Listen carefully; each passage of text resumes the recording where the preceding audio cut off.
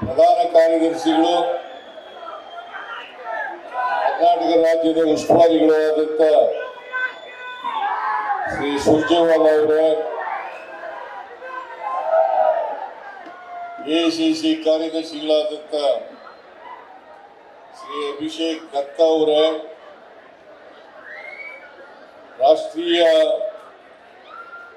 ಯುವ ಕಾಂಗ್ರೆಸ್ಸಿನ ಅಧ್ಯಕ್ಷರಾದಂಥ ಶ್ರೀ ಉದಯ ಭಾನು ಅವರೇ, ರಾಜ್ಯ ಯುವ ಕಾಂಗ್ರೆಸ್ಸಿನ ಅಧ್ಯಕ್ಷರಾದಂಥ ಶ್ರೀ ಮಂಜುನಾಥ್ ಗೌಡ ಅವರೇ, ನನ್ನ ಎಲ್ಲ ಈ ಸಭೆಯಲ್ಲಿ ಭಾಗವಹಿಸಿರ್ತಕ್ಕಂಥ ಸಚಿವ ಸಹೋದ್ಯೋಗಿ ಮಿತ್ರರೇ, ಶಾಸಕ ಮಿತ್ರರೇ, ಮಾಜಿ ಶಾಸಕರುಗಳೇ, ಮಾಜಿ ಲೋಕಸಭಾ ಸದಸ್ಯರೇ, ಇಲ್ಲಿ ಈ ಸಭೆಯಲ್ಲಿ ಭಾಗವಹಿಸಿರ್ತಕ್ಕಂಥ ಕಾಂಗ್ರೆಸ್ಸಿನ ಎಲ್ಲ ಮುಖಂಡರುಗಳೇ, ಯುವ ಕಾಂಗ್ರೆಸ್ಸಿನ ಎಲ್ಲ ಆತ್ಮೀಯ ಮುಖಂಡರುಗಳೇ, ಕಾರ್ಯಕರ್ತ ಬಂಧುಗಳೇ, ತಾಯಂದಿರೇ, ಮಾಧ್ಯಮದ ಸ್ನೇಹಿತರೆ, ಇವತ್ತು ರಾಜ್ಯ ಯುವ ಕಾಂಗ್ರೆಸ್ಸಿನ ವತಿಯಿಂದ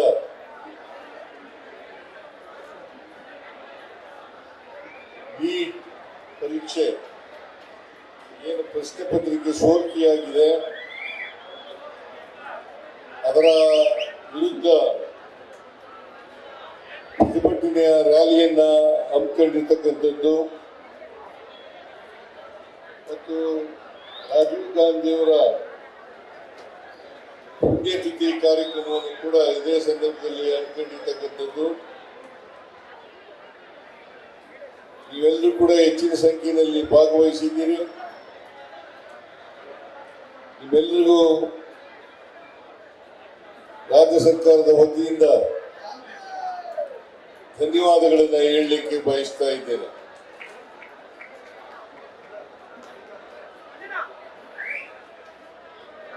ನೀಟ್ ಪರೀಕ್ಷೆ ಪ್ರಶ್ನೆ ಪತ್ರಿಕೆ ಈಗ ಸೋರಿಕೆಯಾಗಿದೆ.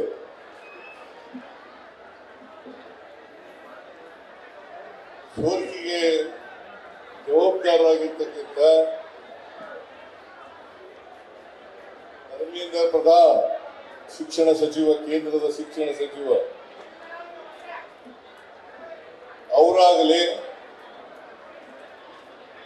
ಅಥವಾ ಈ ದೇಶದ ಪ್ರಧಾನಮಂತ್ರಿಯಾದಂಥ ನರೇಂದ್ರ ಮೋದಿ ಅವರಾಗಲಿ ಜವಾಬ್ದಾರಿಯನ್ನ ಒತ್ತುಕೊಳ್ತಕ್ಕಂಥ ಕೆಲಸವನ್ನ ಮಾಡಿಲ್ಲ.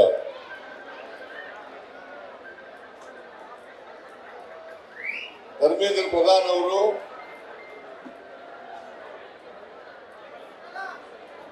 ನೀಟ್ ಪರೀಕ್ಷೆಗೆ ಇನ್ನೊಂದು ದಿನವನ್ನ ನಿಗದಿ ಮಾಡಿದ್ದಾರೆ.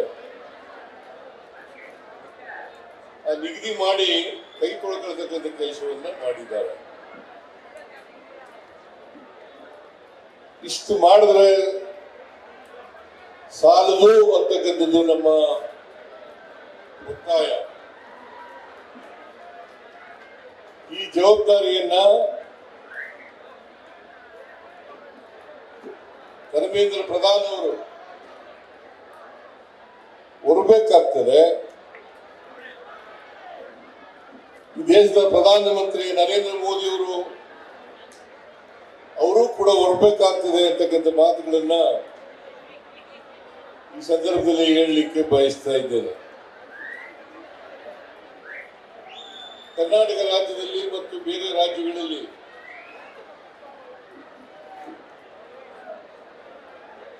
ಮೆಡಿಕಲ್ ಅಡ್ಮಿಷನ್ಸ್ ಬಯಸ್ತಕ್ಕಂಥ ವಿದ್ಯಾರ್ಥಿಗಳಿಗೆ ಸಿಇಟಿ ಪರೀಕ್ಷೆ ನಡೀತಾ ಇತ್ತು. ಅದು ಬಹಳ ಪಾರದರ್ಶಕವಾಗಿ ನಡೀತಾ ಇತ್ತು ಅಂತಕ್ಕಂಥದ್ದನ್ನು ತಾವು ಅರ್ಥ ಮಾಡ್ಕೋಬೇಕಾಗ್ತದೆ. ನರೇಂದ್ರ ಮೋದಿ ಅವರು 2014ರಲ್ಲಿ ಪ್ರಧಾನಮಂತ್ರಿ ಆದಮೇಲೆ ಹಿಂದೆ ಇದ್ದಂತ ಪದ್ಧತಿಯನ್ನು ಬದಲಾವಣೆ ಮಾಡಿ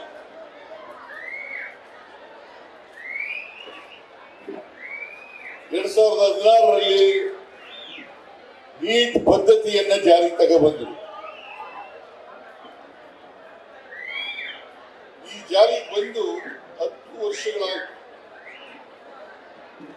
10 ವರ್ಷಗಳಲ್ಲಿ 5 ಬಾರಿ ಪ್ರಶ್ನೆ ಪತ್ರಿಕೆ ಸೋರಿಕೆಯಾಗಿದೆ.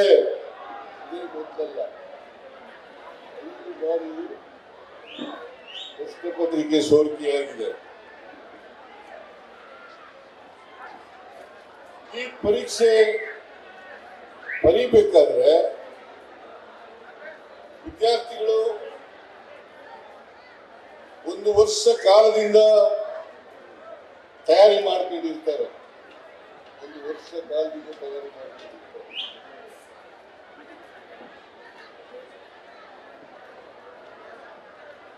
ಅನೇಕ ಜನ ವಿದ್ಯಾರ್ಥಿಗಳು ಕೋಚಿಂಗ್ ಸೆಂಟರ್ಗೆ ಸೇರ್ಕೊಂಡು ಅಲ್ಲಿ ಅಭ್ಯಾಸವನ್ನ ಮಾಡಿರ್ತಾರೆ.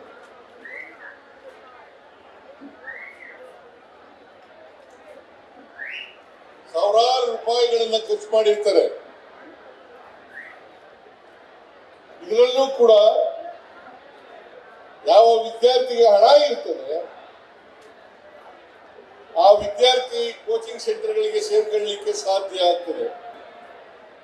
ಯಾವ ವಿದ್ಯಾರ್ಥಿಗೆ ಹಣ ಇರಲ್ಲ ಆ ವಿದ್ಯಾರ್ಥಿ ಕೋಚಿಂಗ್ ಸೆಂಟರ್ಗೆ ಸೇರ್ಕೊಳ್ಳಲಿಕ್ಕೆ ಸಾಧ್ಯ ಆಗಲ್ಲ. ಬಡವರ ಮಕ್ಕಳು, ಹಳ್ಳಿಗಾಡಿನಿಂದ ಬರ್ತಕ್ಕಂಥ ಮಕ್ಕಳು ಕೋಚಿಂಗ್ ಸೆಂಟರ್ಗಳಿಗೆ ಸೇರ್ಕೊಳ್ಳಲಿಕ್ಕೆ ಸಾಧ್ಯ ಆಗಲ್ಲ. ಇದು ಕೂಡ ಮೋದಿಯವರ ಸರ್ಕಾರ ಬಂದ್ಮೇಲೆ ಭೇದ ಭಾವವನ್ನು ಮಾಡಲಿಕ್ಕೆ ಸಾಧ್ಯ ಇದೆ ಅಂತಕ್ಕಂಥ ಮಾತುಗಳನ್ನು ಹೇಳಲಿಕ್ಕೆ ಬಯಸ್ತಾ ಇದ್ದೇನೆ.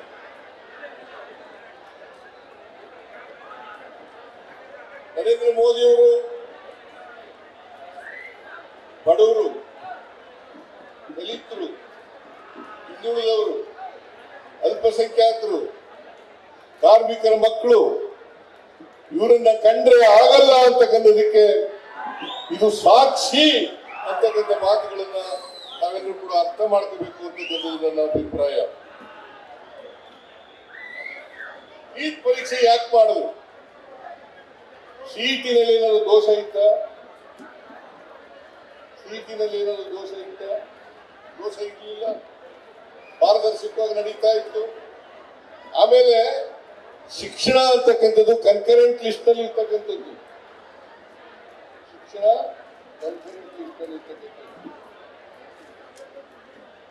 ಮಾತೆತ್ತಿದ್ರೆ ನರೇಂದ್ರ ಮೋದಿ ಅವರು ಹೇಳ್ತಾರೆ,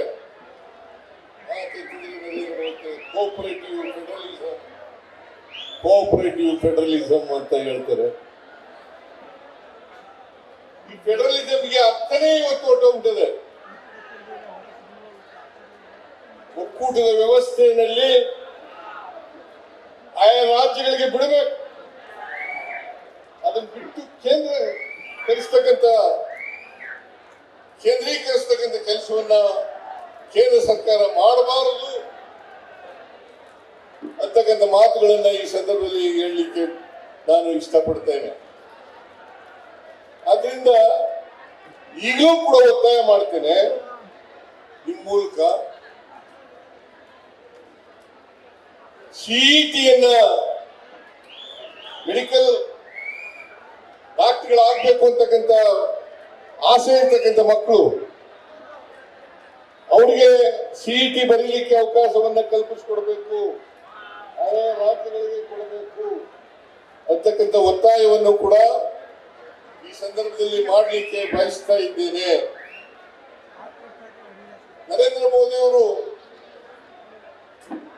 ಅವರಿಗೆ ಗೊತ್ತಿರ್ತಕ್ಕಂಥದ್ದು ಅನೇಕ ಪರೀಕ್ಷೆಗಳಲ್ಲಿ ಕರ್ನಾಟಕ ರಾಜ್ಯದಲ್ಲೂ ಕೂಡ ಅನೇಕ ನೇಮಕಾತಿ ಪರೀಕ್ಷೆಗಳಲ್ಲಿ ಸೋರಿಕೆ ಪ್ರಶ್ನೆ ಪತ್ರಿಕೆ ಸೋರಿಕೆ ಆಗಿರ್ತಕ್ಕಂಥ ನಿದರ್ಶನವನ್ನು ನಾವು ನೋಡ್ತೇವೆ.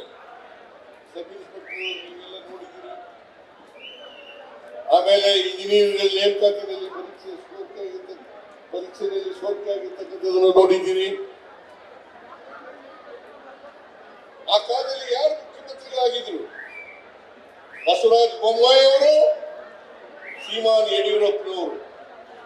ಇವರು ಮುಖ್ಯಮಂತ್ರಿಗಳಾಗಿದ್ದಂತ ಸಂದರ್ಭದಲ್ಲಿ ಸಬ್ ಇನ್ಸ್ಪೆಕ್ಟರ್ಗಳ ಪರೀಕ್ಷೆಯಲ್ಲಿ ಸೋರಿಕೆ ಆಯಿತು. ಬಹುಶಃ ಕರ್ನಾಟಕದ ಇತಿಹಾಸದಲ್ಲಿ ಎಡಿಜಿಪಿ ಮಟ್ಟದ ಅಧಿಕಾರಿ ಜೈಲಿಗೆ ಹೋಗಿರ್ತಕ್ಕಂಥ ನಿದರ್ಶನ ಇಲ್ಲ. ಆದ್ರಿಂದ ನಾನು ಯಾಕೆ ಈ ಮಾತನ್ನ ಪ್ರಸ್ತಾಪ ಮಾಡ್ತಾ ಇದ್ದೀನಿ ಅಂತಂದ್ರೆ, ರಾಜ್ಯದಲ್ಲಿ ಕೇಂದ್ರದಲ್ಲಿ ಬಿಜೆಪಿ ಸರ್ಕಾರ ಇರುವಾಗ ಅವ್ಯಾಹಿತವಾಗಿ ಈ ತರದ ಪ್ರಶ್ನೆ ಸೋರಿಕೆಗೆ ಆಗ್ತಾ ಇದ್ದಾವೆ ಅಂತಕ್ಕಂಥ ಪ್ರಶ್ನೆ ಪತ್ರಿಕೆ ಸೋರಿಕೆ ಆಗ್ತಾ ಇದ್ದಾವೆ ಅಂತಕ್ಕಂಥದನ್ನ ನಾವು ನೋಡ್ಲಿಕ್ಕೆ ಸಾಧ್ಯ ಆಗ್ತದೆ. ಅದರಿಂದ ಯಾರು ಜವಾಬ್ದಾರಿ?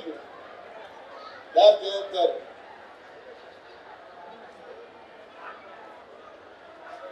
ಜವಾಬ್ದಾರಿ ಹೊರಬೇಕಾಗಿರ್ತಕ್ಕಂಥವ್ರು ನರೇಂದ್ರ ಮೋದಿ ಅವರು. ಅವ್ರು ಎಲ್ಲಿದ್ದಾರೆ ಈಗ?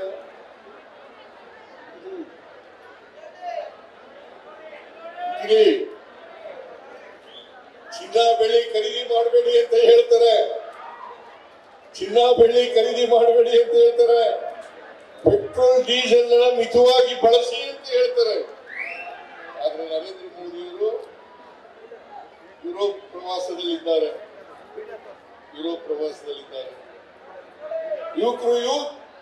ಯುವಕ ನಿರುದ್ಯೋಗಿಗಳು ಇವತ್ತು 20 ರಿಂದ 29 ವರ್ಷದ ಅವಧಿಯಲ್ಲಿರ್ತಕ್ಕಂಥ ಯುವಕ ಯುವತಿಯರು 67% ನಿರುದ್ಯೋಗಿಗಳಾಗಿದ್ದಾರೆ. ನರೇಂದ್ರ ಮೋದಿ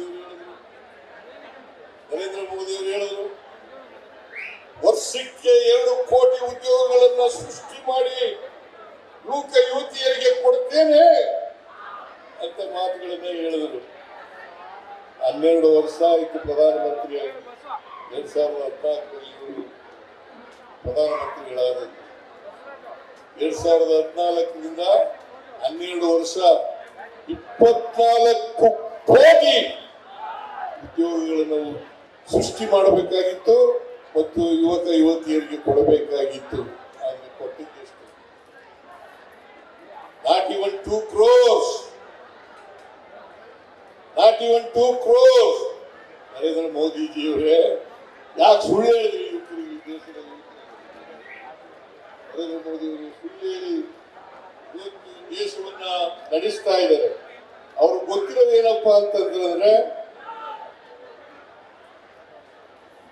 ಸಮಾಜದಲ್ಲಿ ದ್ವೇಷ ಬಿತ್ತಕ್ಕಂಥದ್ದು, ಹಿಂದೂ ಮುಸಲ್ಮಾನರ ಜಗಳವನ್ನ ಉಂಟು ಮಾಡ್ತಕ್ಕಂಥದ್ದು.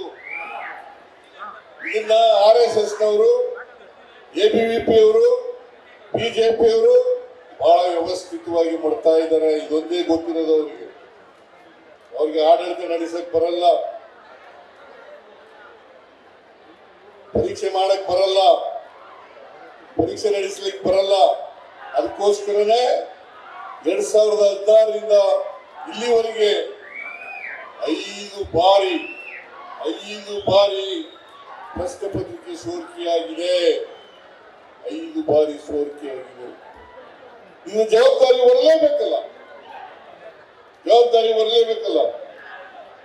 ಅದಕ್ಕೋಸ್ಕರ ನಾನು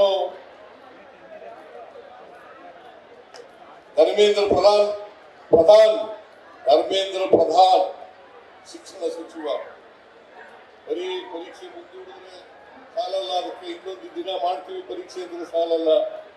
ನೀವು ಕೂಡಲೇ ರಾಜೀನಾಮೆಯನ್ನು ಕೊಡಬೇಕು. ಇದು ನಿಮ್ಮ ಒಪ್ಪಂದದ ಒತ್ತಾಯ ಅಲ್ಲ. ರಾಜೀನಾಮೆ ಕೊಡಲ್ಲ. ಅವರು ಬಂಡರು, ಬಿಜೆಪಿ ಅವರು ಬಂಡರು. ಅವರು ರಾಜೀನಾಮೆ ಕೊಡೋವರೆಗೂ ಕೂಡ ನಿಮ್ಮ ಹೋರಾಟವನ್ನು ನಿಲ್ಲಿಸಬಾರದು ಅಂತ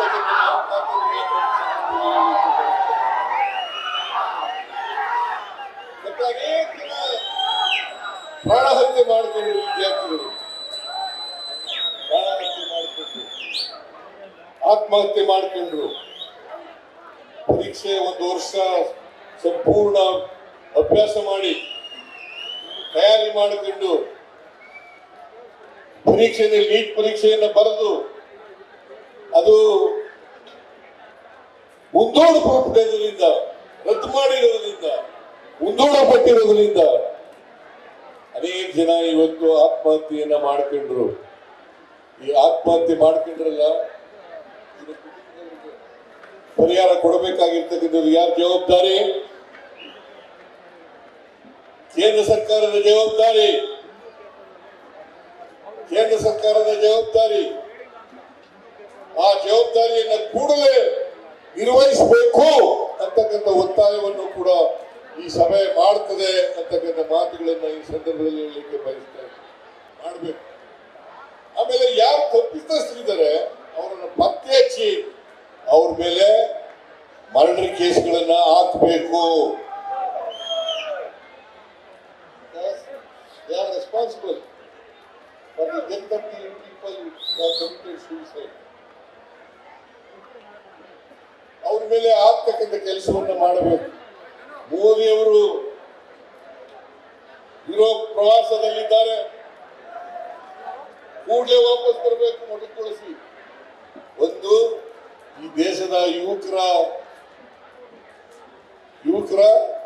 ಬೇಸರ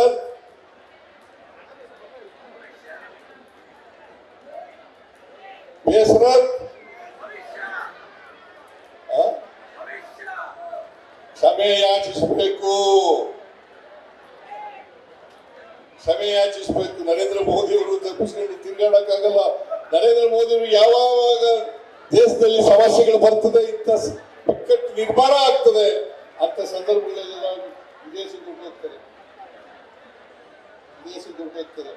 ಅದಕ್ಕೆ ನಾನು ಒತ್ತಾಯ ಮಾಡ್ತೇನೆ, ಕೂಡಲೇ ಅವರು ಬಂದು ಈ ದೇಶದ ಯುವಕರ ಪರೀಕ್ಷೆ ಬರೆದಿರ್ತಕ್ಕಂಥ ನೀಟ್ ಪರೀಕ್ಷೆ ಬರೆದಿರ್ತಕ್ಕಂಥ ವಿದ್ಯಾರ್ಥಿಗಳಿಗೆ ಕ್ಷಮೆ ಕೇಳಬೇಕು ಅಂತಕ್ಕಂಥ ಒತ್ತಾಯವನ್ನು ಕೂಡ ನಾನು ಈ ಸಂದರ್ಭದಲ್ಲಿ ಮಾಡಲಿಕ್ಕೆ ಬಯಸ್ತಾ ಇದ್ದೇನೆ. ಅದರಿಂದ ನಾನು ಇನ್ನೊಂದು ಒತ್ತಾಯವನ್ನು ಮಾಡಲಿಕ್ಕೆ ಬಯಸ್ತಾ ಇದ್ದೇನೆ. ನೀವು ಇನ್ನು ಮುಂದೆ ನೀಟ್ ಪರೀಕ್ಷೆಯನ್ನ ಮಾಡಬೇಡಿ.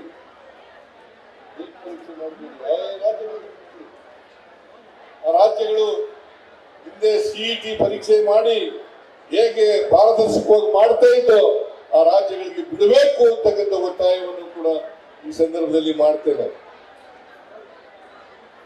ಇದು ನೀವು ಪ್ರತಿಭಟನಾ ರ್ಯಾಲಿಯನ್ನ ಹಮ್ಮಿಕೊಂಡಿದ್ದೀರಿ. ಈ ಪ್ರತಿಭಟನೆ ರ್ಯಾಲಿಗೆ ನಾನು ಹೆಚ್ಚು ಮಾತಾಡ್ಲಿಕ್ಕೆ ಹೋಗಲ್ಲ, ಬೇರೆ ಇನ್ನೊಂದು ಸಭೆ ಇರೋದ್ರಿಂದ, ಇನ್ನೊಂದು ಮೀಟಿಂಗ್ ಇರೋದ್ರಿಂದ ಮಾತಾಡಕ್ ಹೋಗಲ್ಲ. ಆಮೇಲೆ ಇವತ್ತೇ ರಾಜೀವ್ ಗಾಂಧಿಯವರ 35ನೇ ಪುಣ್ಯತಿಥಿ. ಅದನ್ನು ಕೂಡ ನೀವೆಲ್ಲರೂ ಕೂಡ ಬಹಳ ಆಚರಣೆ ಮಾಡ್ತಾ ಇದ್ದೀರಿ.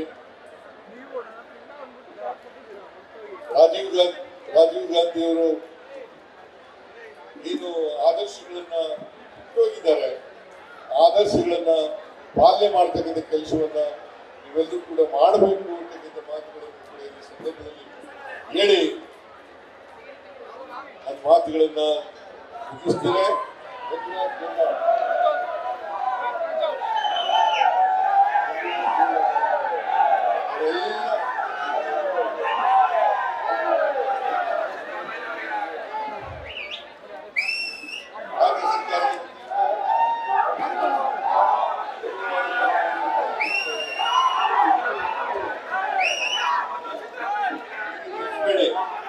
ಇದನ್ನ ಮುಂದುವರಿಸತಕ್ಕಂಥ ಈ ಹೋರಾಟವನ್ನು ಮುಂದುವರಿಸತಕ್ಕಂಥ ಕೆಲಸವನ್ನ ಮಾಡಬೇಕು ಅಂತಕ್ಕಂಥ ಮಾತುಗಳನ್ನು ಕೂಡ ಈ ಸಂದರ್ಭದಲ್ಲಿ ಹೇಳಿ, ಜೈ ಹಿಂದ್, ಜೈ ಕರ್ನಾಟಕ, ಜೈ ಯುವ ಕಾಂಗ್ರೆಸ್.